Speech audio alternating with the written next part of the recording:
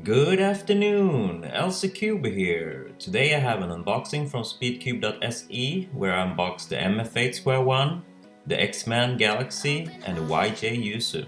Feel the waves cut through me, hypnotized. Big thanks to Speedcube.se for making this unboxing possible. Also please check out the video description for links to the cubes and to their web shop. If you want to, you can use the code LCCuber to get 5% off your order.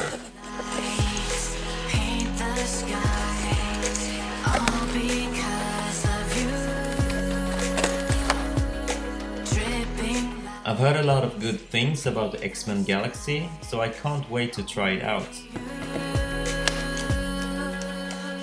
The color scheme on the mf8 Square-1 reminds me of Sheng Xiao's, which is not a bad thing, but I do prefer the brighter shades that Moyu and Qi use. Can make me move. Can make me move. Nope, this is not a Yushin.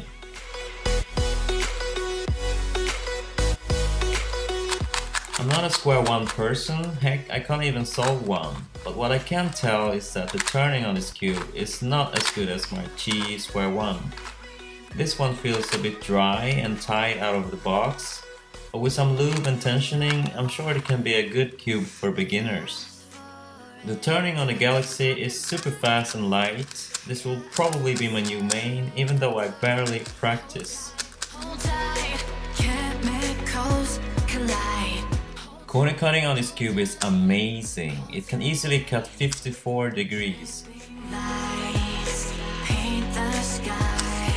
I don't practice 4x4 much, so I apologize for my poor turning skills. Dripping lights. The turning on this cube is clacky and fast, and I find that the inner layers turn just as good as the outer layers. Can make me move. Corner cutting is good, just like most 4x4s on the market today. And before I end this video, I'll show you my new 4x4 PB which I got on this cube. Bye!